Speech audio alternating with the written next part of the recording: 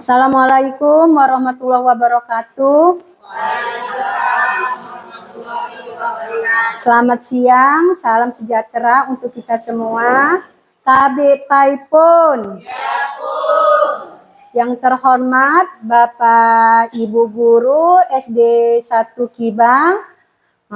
Di sini alhamdulillah Rabbil alamin wassalatu wassalamu ala asrofil anbiya'i wal mursalin sayyidina Muhammadin wa ala alihi washabihi ajmain. Pertama-tama mari kita panjatkan puji syukur kehadiran Allah Subhanahu wa taala yang mana pada hari ini kita masih diberi Allah nikmat sehat jasmani dan rohani. Karena berkat beliaulah kita dapat berkumpul dalam keadaan sehat walafiat. Amin. Salawat serta salam kita sanjungkan kepada junjungan kita Nabi besar Muhammad Shallallahu Alaihi Wasallam yang kita nantikan syafaatnya di yaumil nanti. Amin ya robbal alamin. Baiklah Bapak Ibu, ini saya akan memperkenalkan diri. Saya terlebih dahulu, sebelumnya pasti kalian sudah tahu ya dengan saya. Dan di sini saya akan perkenalkan diri saya.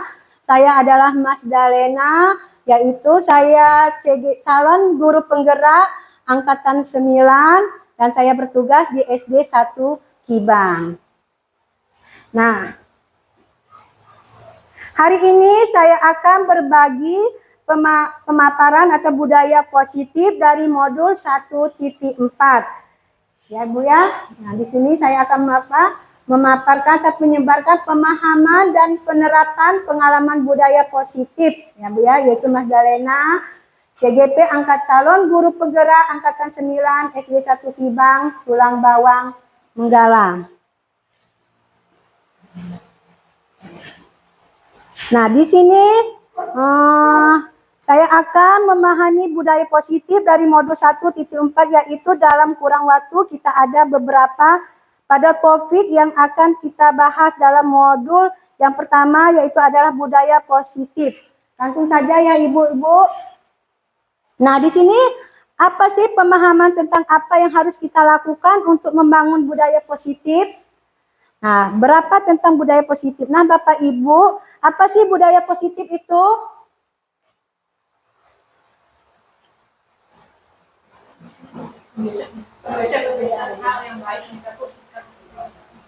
Iya, yaitu sesuatu yang sudah ditetapkan ya. Jadi budaya positif itu adalah sesuatu yang telah kita tetapkan secara berulang-ulang sehingga menjadi budaya atau kebiasaan ya.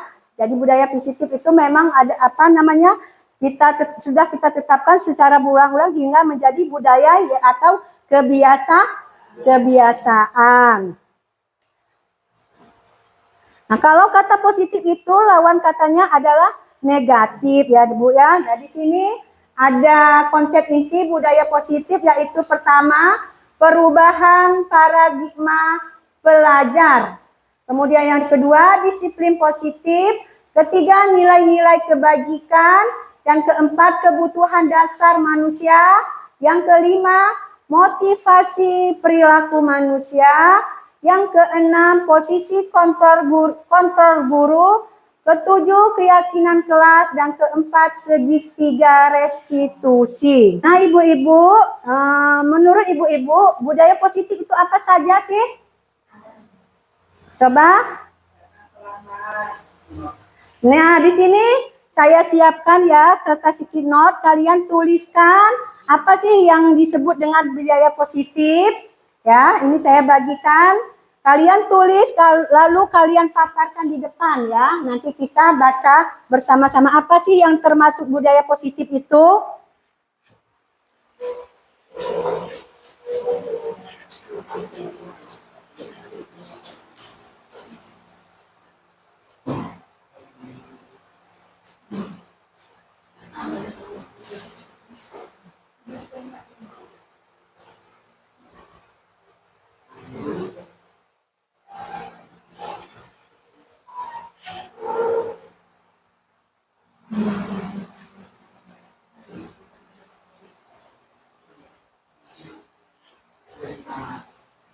Jangan lupa tulis nama ya ibu-ibu.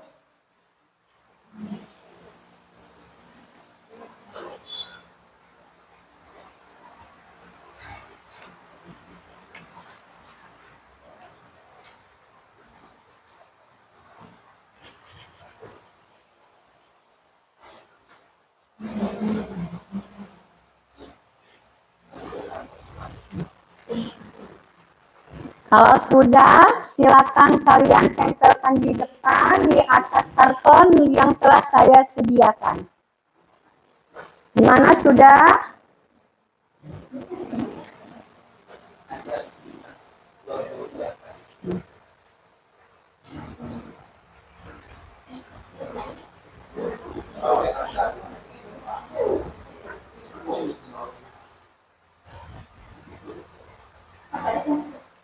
Ya, silakan Bu Nurli, silakan ditempelkan di depan, ditempelkan di karton yang telah saya sediakan.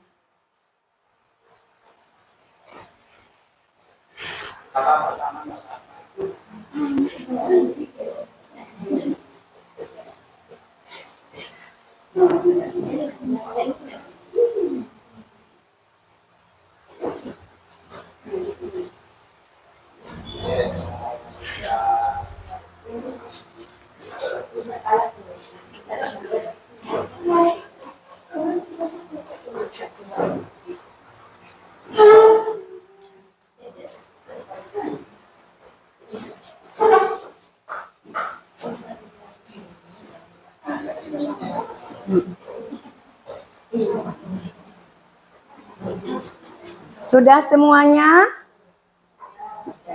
Sudah ya? Nah, sekarang saya minta ditambah coba. Ditambah.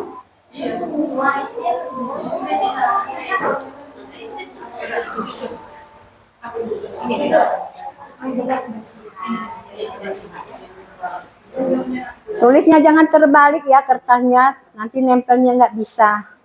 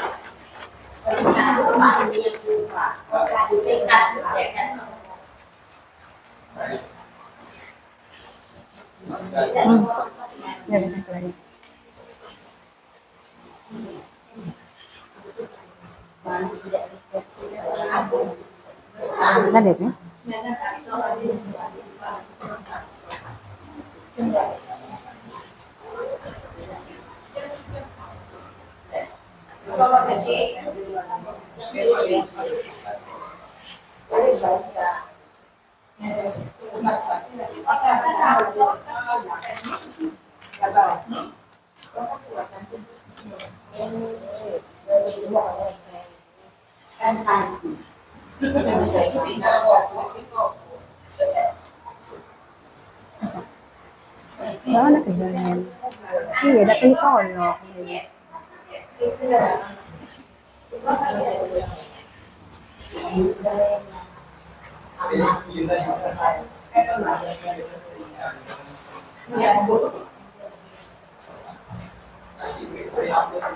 Ya. Sudah semua ya Bu ya? Kita beri aplusan yuk.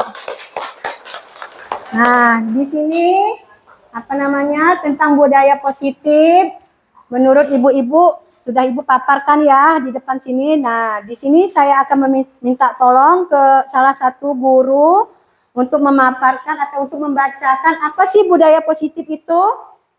Coba ibu minta kepada Ibu Nurli aja ya.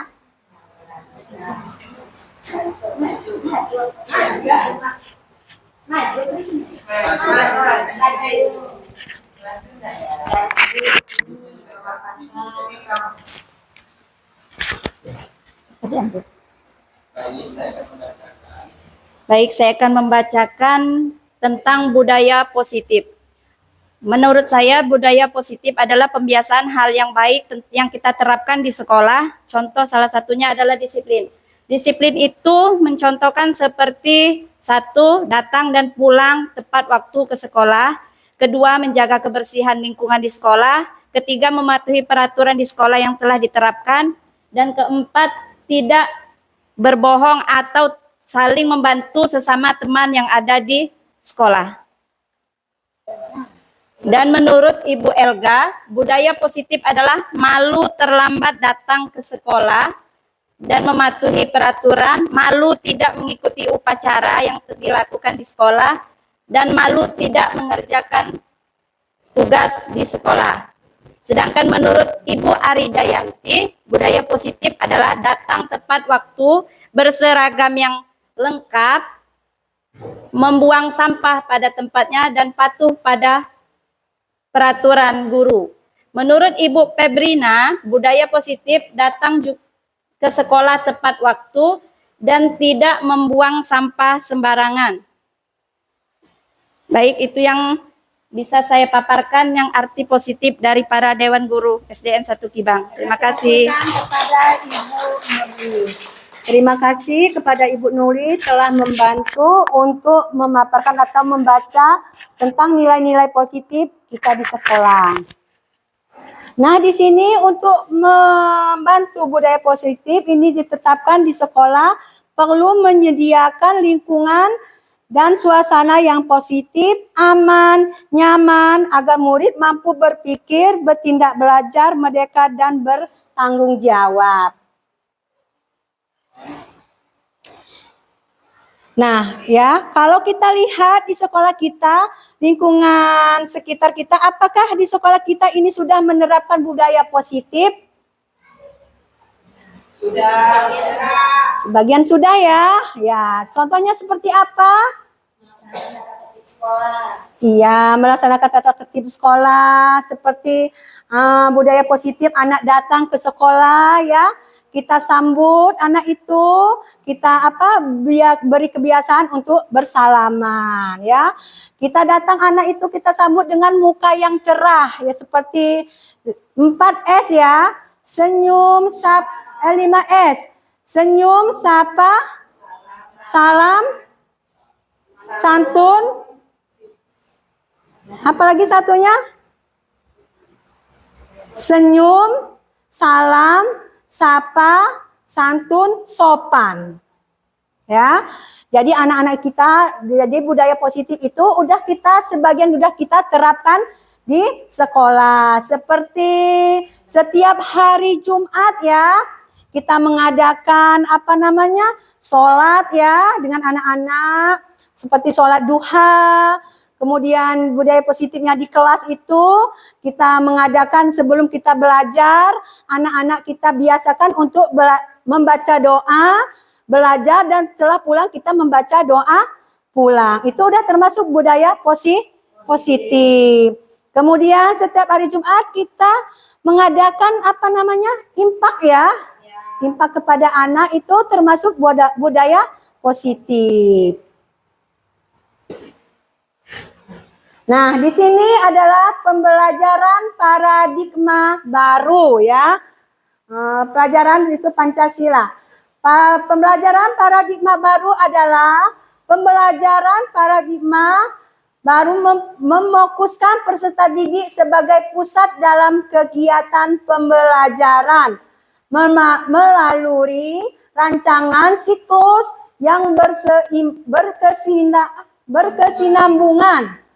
Pembelajaran paradigma baru memberi ruang yang lebih longgar kepada pendidik dalam menyusun perencanaan serta merumuskan asesmen yang sesuai dengan kebutuhan peserta didik. Pembelajaran yang berorientasi pada penguatan kompetensi dan pengembangan karakter yang sesuai dengan dimensi profil pelajar Pancasila. Yuk untuk ibu-ibu semuanya, saya harap bangun. Mari kita menyanyikan lagu Profil Pancasila ya, pelajar Pancasila. Mari ibu-ibu, silakan saya minta kalian semua bangun untuk kita menyanyikan bersama-sama tentang pelajaran Pancasila. Tepuk tangan ya.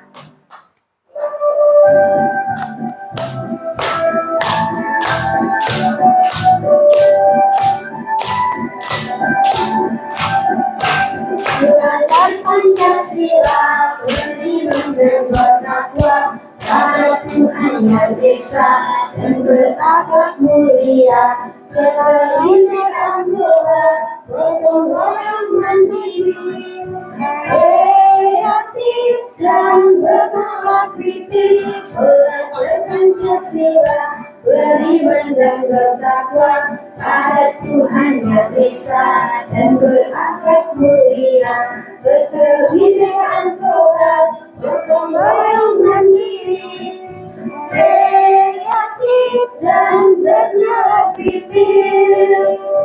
Nah, gimana ibu-ibu? Kita beli aplusan. Silakan duduk kembali. Nah, sudah kita nyanyikan ya. Pelajar profil Pancasila adalah yang pertama, beriman bertakwa kepada Tuhan Yang Maha Esa. Ya, kemudian yang kedua, beraneka global. Kemudian ketiga, bergotong royong. Keempat, kreatif. Kelima, bernalar kritis. Dan keenam, mandiri. Nah, dari profil Pancasila, apakah sudah kita terapkan di sekolah kita? Ya. Sudah ya? Seperti beriman bertakwa kepada Tuhan Yang Maha Esa itu. Nah, di dalam kelas kan kita membiasakan anak untuk berdoa sebelum belajar, kemudian berdoa sebelum pulang sekolah.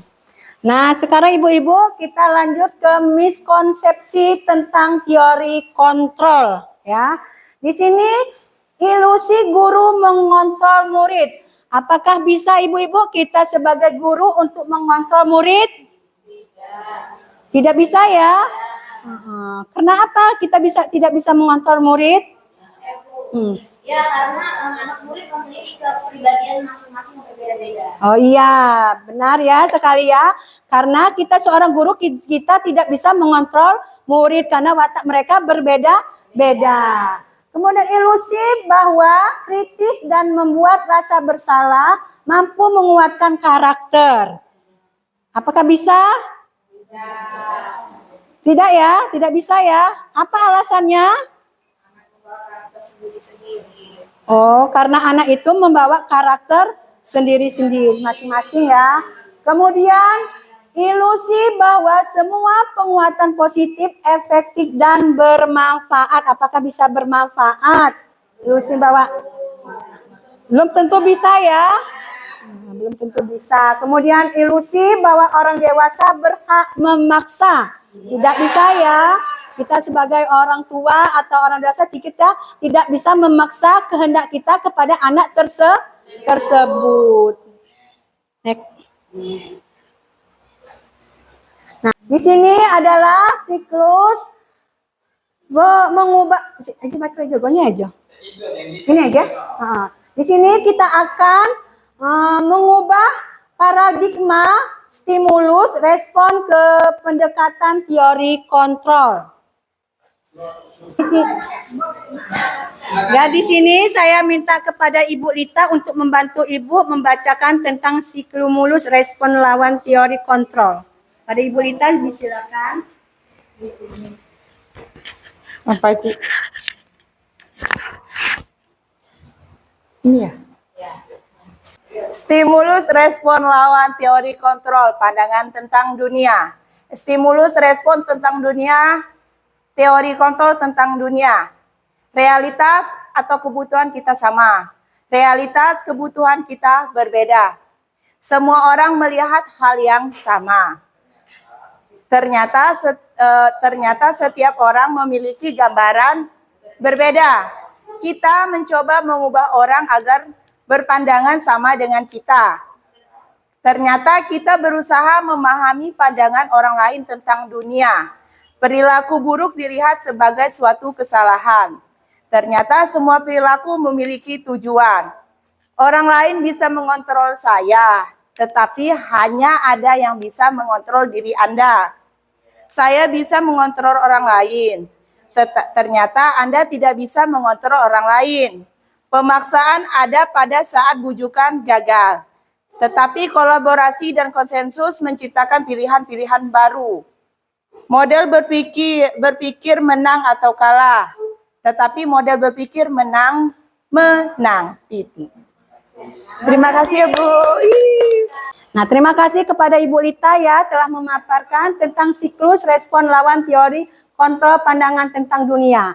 Nah, ibu-ibu di sini akan saya paparkan yaitu siklus respon tentang dunia, tentang orang lain bisa mengontrol saya ya. Jadi orang lain bisa mengontrol saya, sedangkan teori kontrol tentang dunia itu ternyata hanya Anda yang bisa mengontrol diri Anda ya. Itu. Jadi ternyata hanya Anda yang bisa mengontrol diri Anda. Jadi orang lain bisa mengontrol saya, ternyata orang lain hanya Anda yang bisa mengontrol diri Anda. Nah, seperti contohnya ya, saya minta kepada ibu-ibu semuanya untuk menggempalkan tangan kalian. Kalian bayangkan seolah-olah di dalam gempalan itu ada sesuatu. Nah, saya minta temannya yang sebelah, gimana caranya supaya kawan yang megang kontrol ini, yang menggenggam tangannya ini, gimana kalian bisa merayu supaya kawannya bisa membuka genggaman kontrol itu. Apakah kalian berhasil atau tidak? Ya, sekarang saya minta lakukan kepada ibu-ibu semua untuk menggempalkan tangan kalian ya. Salah satu kawan kalian menggempalkan tangan, yang satunya merayu. Jadi tidak mesti menggempal semua. Kawannya yang satu yang menggempalkan tangan, kalian bayangkan apa yang kita gempal itu. Dan kawannya merayu ya. Merayu gimana supaya kawannya itu bisa membuka gempalan tangan kalian. Nah sekarang ini ya, Ibu Sunayati gempalkan tangannya, Ibu Hina rayu. Gimana cara merayu supaya Ibu Sunayati itu mau dikritik, mau dibilang, aduh Ibu Sunay cantik ya. Gimana sih Ibu Sunay, apa sih yang di dalam gempalan Ibu Sunay? Apakah Ibu Sunay itu mau membuka gempalan dengan rayuan-rayuan kali itu, rayuan kita? Bilang, nanti Bu Sunay, nanti saya kasih uang, yang penting ibu itu bisa membuka gempalan itu. Nah ya. Coba kalian gempalkan tangan, kalian kawannya itu untuk berusaha untuk membuka gempalan tangan kawannya. Kalian cari sensasi supaya kawannya bisa membuka gempalan tersebut. Kalian bikin. Coba ya. Nah, ini.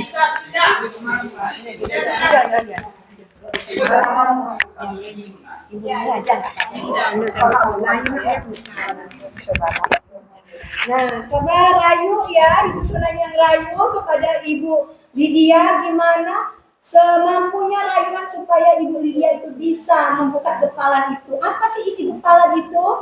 Ayo dong dibuka Ibu. Ada permennya. Ini dibuka, Ibu cantik loh, dibuka Ibu.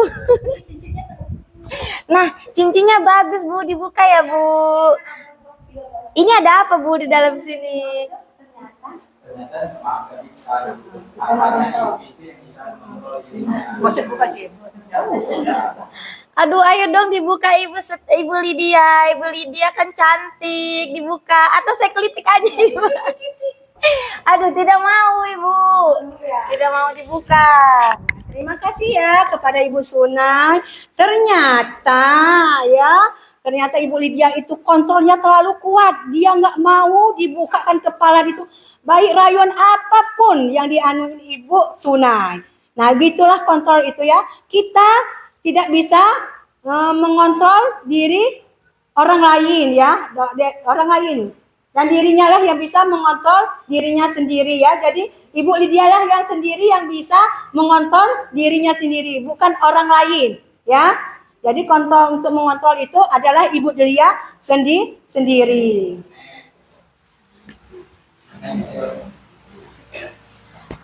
Nah, kita lanjutkan ya. Di sini penerapan disiplin positif. Ulang lagi ya. Nah, di sini kita akan memasukkan tentang pendekatan tanpa kekerasan. Ya, apa itu sih? Menerapkan disiplin positif. Secara umum, disiplin positif adalah suatu pendekatan untuk menerapkan disiplin dari dalam diri anak tanpa hukuman dan hadiah. Disiplin positif perlu diterapkan baik dalam lingkungan keluarga maupun lingkungan sekolah. Dengan menerapkan disiplin positif, diharapkan tidak kekerasan tampak dihindari. Dengan menerapkan disiplin positif, diharapkan tindak kekerasan dapat dihindari. Pendekatan disiplin positif bukan mengenai anak atau peserta didik secara langsung, melainkan bagaimana cara orang dewasa yang memberikan dampak dan pengaruh positif kepada anak atau peserta didik. Pendekatan disiplin positif menitik beratkan pendekatan yang positif tanpa kekerasan, memotivasi, merefleksi kesalahan, menghargai, membangun logika, dan bersifat jangka panjang. Nah, kita lanjutkan lagi ya, ibu-ibu. Nilai-nilai kebajikan. Nilai-nilai kebajikan universal. Nilai-nilai kebajikan adalah sifat-sifat positif manusia yang merupakan tujuan mulia yang ingin dicapai setiap individu. Nilai-nilai tersebut bersifat universal dan lintas bahasa, suku bangsa, agama maupun latar belakang. Nah, di sini ada profil pelajar Pancasila, yaitu Ibu aja, jangan singkatan yang lain nggak usah. Di sini ada beberapa profil Pancasila dan Ibu Nah, di sini ada profil pelajar. Di sini ada beberapa profil. Nah, di sini ada beberapa profil pelajar Pancasila dan Ibu. Profil Pancasila adalah beriman, bertakwa kepada Tuhan Yang Maha Esa dan berakhlak mulia. Kemudian mandiri, bernalar kritis, berkebinekaan global, bergotong royong dan kreatif. Sedangkan Ibu atau sikap murid, toleransi, rasa hormat, integritas mandiri, menghargai, antusias, empati, keingintahuan, kreativitas, kerjasama, percaya diri, dan komitmen.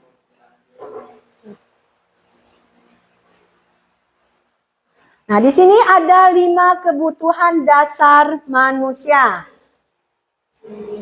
Nah, ya, di sini ada 5 kebutuhan dasar manusia, yaitu yang pertama bertahan hidup. Ya, bertahan hidup adalah yaitu kita bertahan hidup yaitu satu makanan, ya. Bertahan hidup adalah makanan, pakaian, tempat tinggal, keamanan dan kesehatan. Itu termasuk bertahan hidup. Kemudian kedua, kasih sayang. Kasih sayang itu adalah rasa diterima, diperdulikan, kerjasama sebagai dari kelompok. Ulang ya. Ketiga adalah kebebasan, yaitu harga diri, keinginan untuk dianggap memimpin dan berprestasi diakui. Kemudian yang keempat, kesenangan. Kesenangan di sini adalah mandiri, memilih pilihan, mencoba hal baru, mampu mengendalikan dirinya. Yang kelima adalah penguasaan, bermain, humor, antusiasme, tertawa. Nah, kita lanjutkan lagi ya tentang motivasi perilaku manusia. Di sini saya minta bantu kepada Ibu Lydia untuk membantu Ibu di depan membacakan tentang motivasi perilaku manusia. Silakan kepada Ibu Lydia.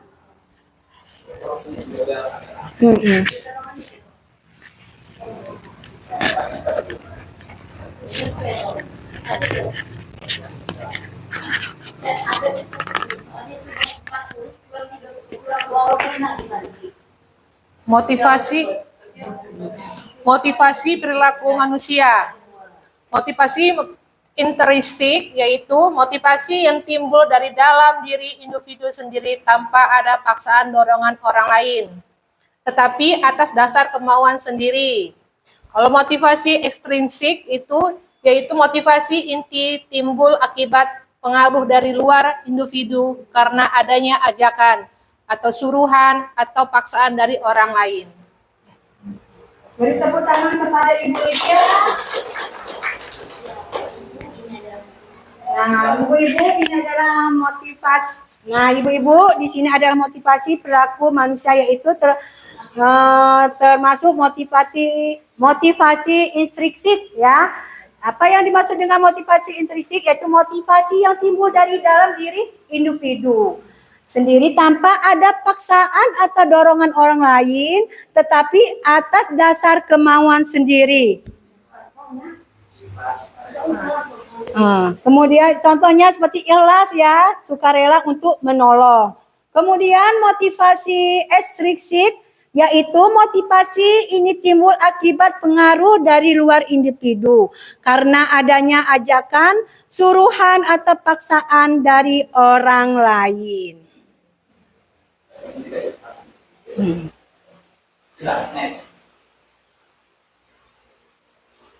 Nah, sekarang kita masuk tentang hukuman, konsekuensi, dan restitusi. Nah, ibu-ibu semuanya di sini ada 3 macam yang akan kita bahas, yaitu pertama hukuman, ya, kemudian konsekuensi, yang ketiga restitusi. Apa sih hukuman itu? Tidak terencana tiba-tiba, seperti anak itu datang terlambat. Nah, tiba-tiba kita memberi hukuman kepada anak itu, hormat di bendera ya. Nah, itu kan tiba-tiba seperti itu ya.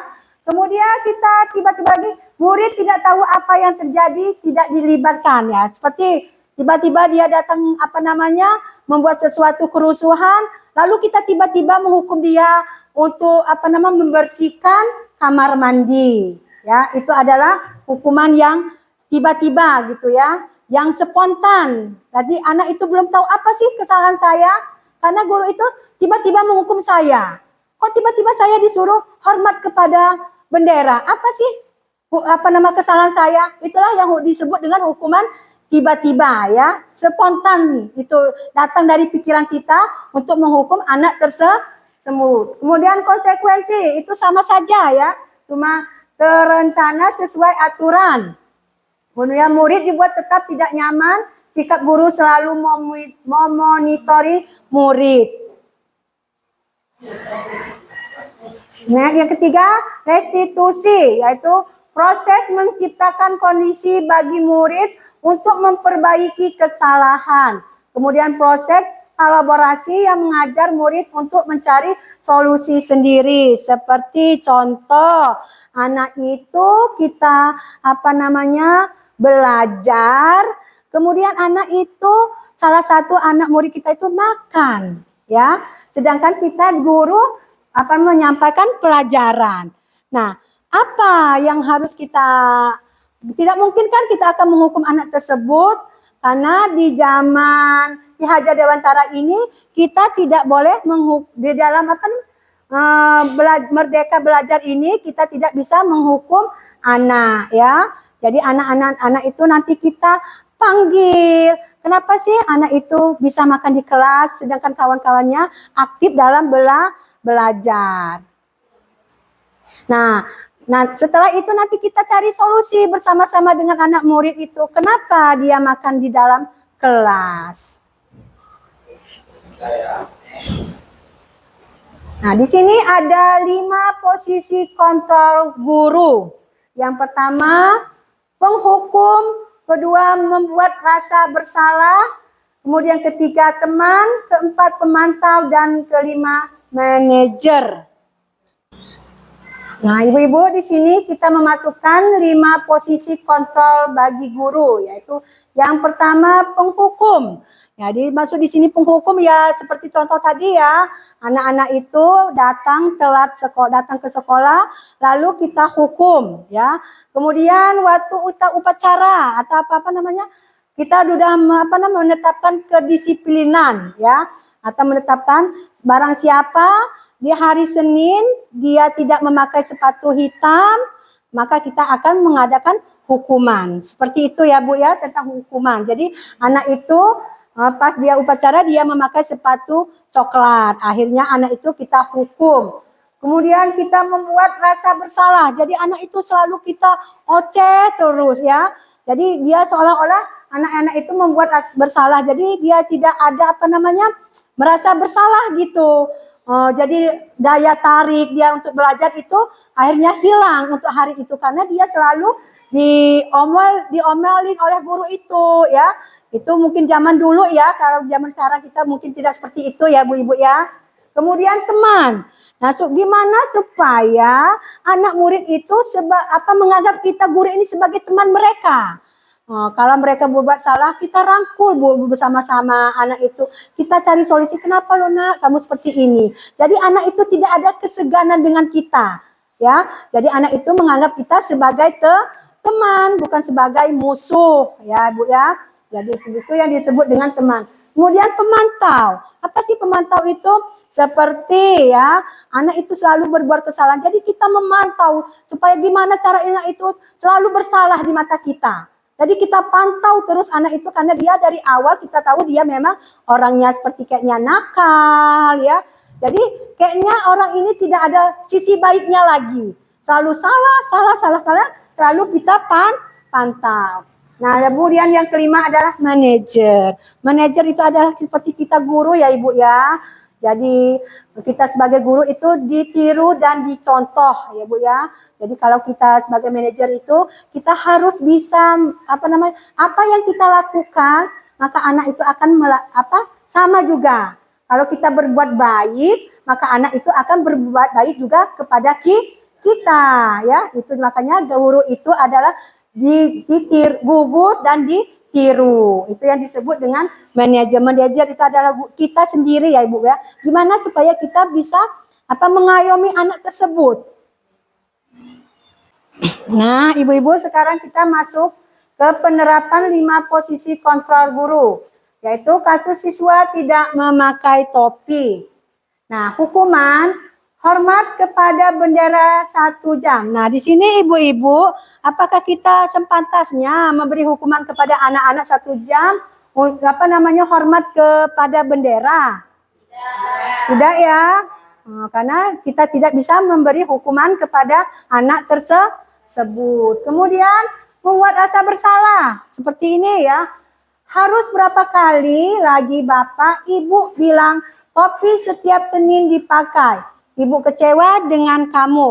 Itu adalah membuat anak itu merasa bersalah. Apakah kita seorang guru bisa mengucapkan seperti itu kepada anak? Tidak bisa ya Bu ya. Kita harus merasa bagaimana kita harus bisa bicara, oh anakku nanti hari Senin kalau bisa ya kalian nanti tertib ya di Senin. Kalau kita udah ketetapan di setiap hari Senin itu harus memakai topi. Jadi kita tidak boleh membuat anak itu tersebut merasa bersalah. Kemudian pemantau. Kamu hari ini sudah melanggar peraturan sekolah. Kamu tahukah konsekuensinya? Senin depan ibu tahu kamu sudah pakai topi. Apakah kita bisa menjadi pemantau anak tersebut? Bisa ya. Jadi anak tersebut kita setiap hari Senin kita bisa memantau anak tersebut. Pakai nggak dia topi? Karena Senin kemarin dia belum pakai topi. Kemudian teman, ayo dong nak ikuti aturan sekolah. Tidak susahkan, tolong bantu ibu sekali ini. Jangan sampai berbuat seperti itu lagi. Bisakah anak-anak itu menjadi teman kita? Bisa ya, tapi tidak sepenuhnya anak itu menjadi teman kita. Lalu yang kelima, manajer. Apakah kamu tahu kesalahanmu? Bagaimana kamu memperbaiki kesalahanmu? Jadi kita sebagai manajer kepada anak itu kita tanyakan ya, apakah kamu merasa bersalah? Ya, lalu kita sebagai manajer kita cari solusinya apa sih supaya anak itu tidak melakukan kesalahan lagi dan memperbaiki kesalahannya yang telah dia lakukan. Nah, kita masuk lagi ke kok kamu tidak pernah benar melakukannya? Ini adalah suatu penghukuman kepada anak. Jadi anak itu selalu kita tuding ya, selalu kita omongkan, kok kamu selalu melakukan seperti ini sih? Kapan sih kamu bisa berubah? Itu adalah sebagai penghukum. Nah, zaman sekarang kita tidak boleh menghukum anak. Nah, untuk ini ya, ini jam rawan, mari kita sama-sama dulu kita adakan ice breaking ya, supaya kita tetap semangat. Nah, untuk ibu-ibu supaya bisa berdiri sebentar, kita lakukan ice breaking biar badan kita tidak bisa bergerak ya, tidak merasa jenuh karena udah mau 1 jam ya kita melakukan pembelajaran.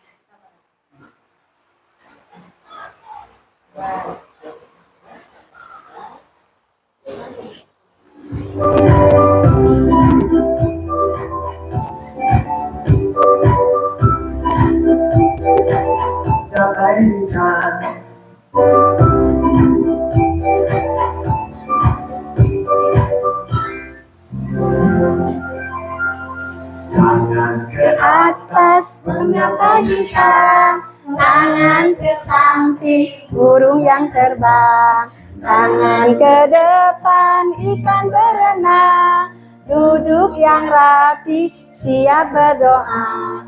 Putar-putar tangan diputar, gulung-gulung tangan digulung, ular melingkar di atas pundak, kanan kiri atas bawah siap berdoa.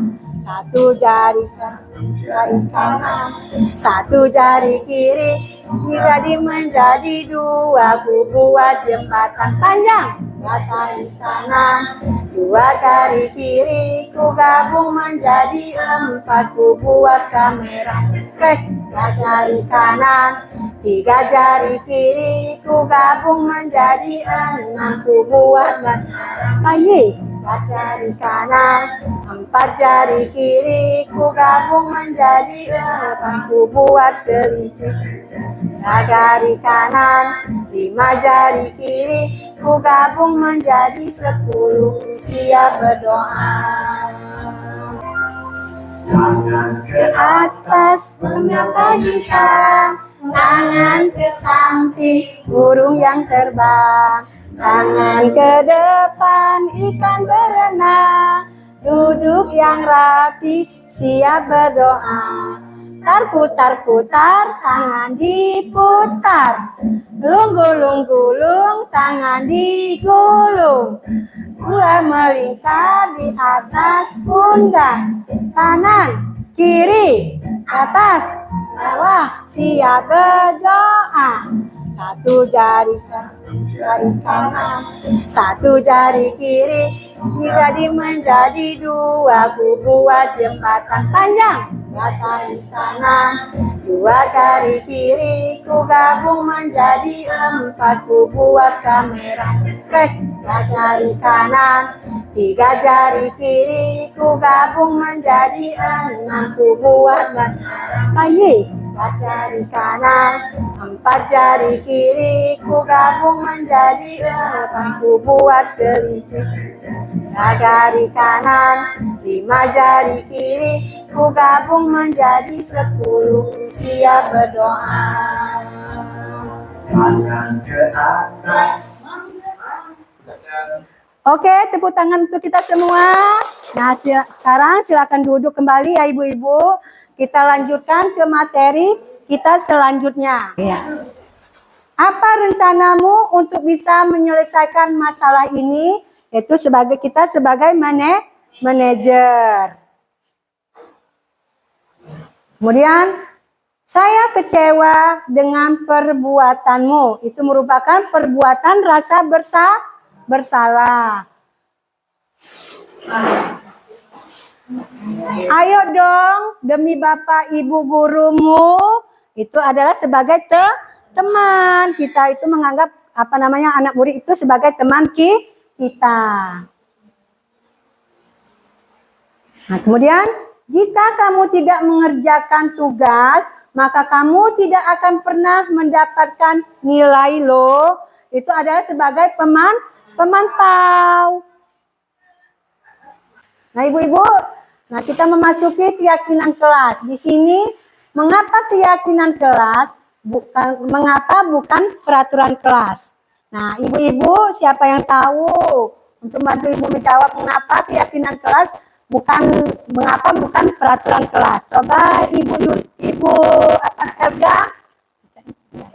Ya, kita keyakinan.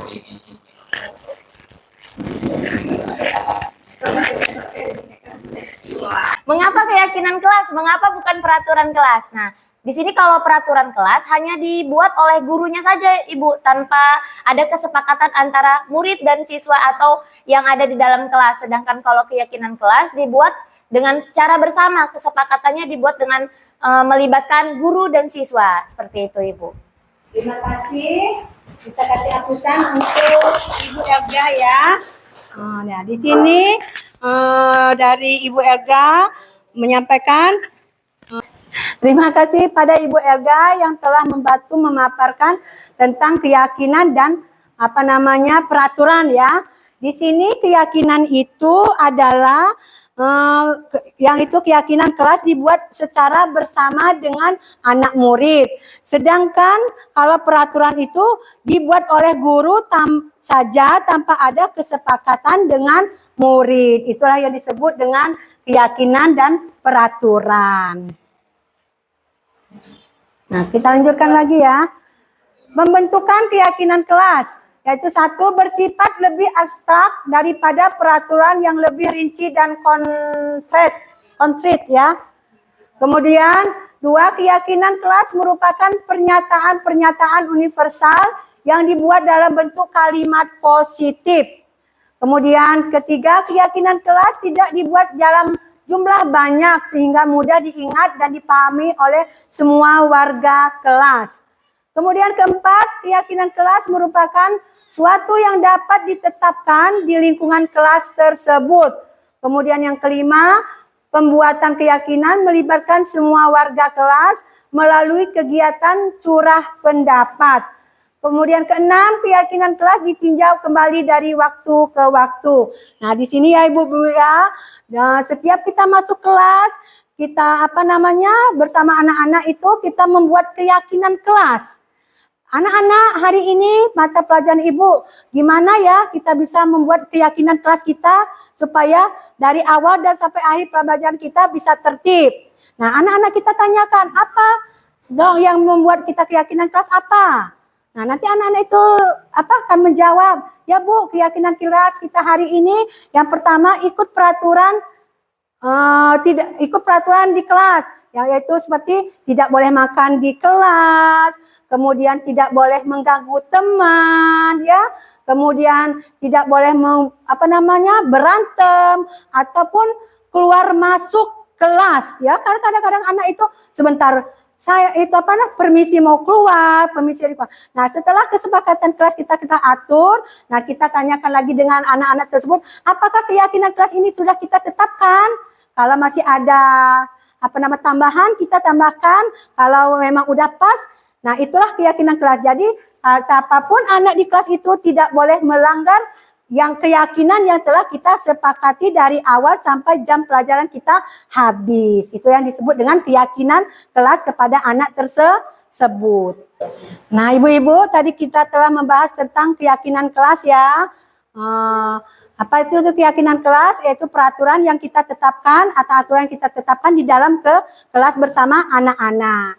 Nah, dari situ kita akan melanjut ke segitiga restitusi karena berhubungan dengan keyakinan kelas itu.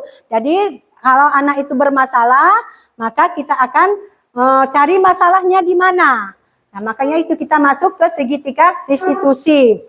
Apa itu segitiga restitusi? Itu satu, menstabilkan identitas ya.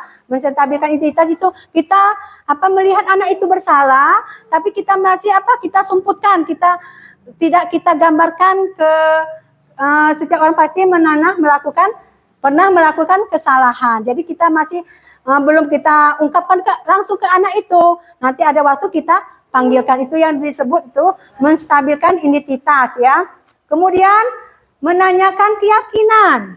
Nah, di sini menanya keyakinan itu keyakinan kelas apa yang telah kita sepakati ya kepada anak itu. Kan sebelum kita memberikan pelajaran kita telah membuatkan keyakinan kelas. Kemudian kamu ingin menjadi orang seperti apa? Itu yang disebut dengan menanyakan keyakinan kepada anak tersebut. Nah, yang ketiga, validasi tindakan yang salah. Apa itu? Kamu tentu punya alasan mengapa melakukan seperti itu. Jadi anak itu nanti kita pasti dia mempunyai alasan apa kenapa dia seandainya dia datang terlambat sekolah, kenapa dia makan di kelas, itu menandakan pasti mereka mempunyai alasan mengapa mereka melakukan seperti itu. Kemudian adakah cara yang lebih efektif untuk mendapatkan apa yang kamu butuhkan? Nah, di sini kita akan mencari solusinya. Gimana anak itu supaya bisa berubah dari kebiasaannya. Nah, di sini penutup. Nah, sebelum penutup, nah di sini akan Ibu berikan contoh kasus anak yang datang terlambat dan makan di dalam kelas tentang segitiga restitusi yang kita pelajarin tadi. Nah, ibu-ibu, di sini saya akan tampilkan gimana kita menyelesaikan kasus anak yang melanggar keyakinan kelas ya. Di sini akan saya tampilkan tentang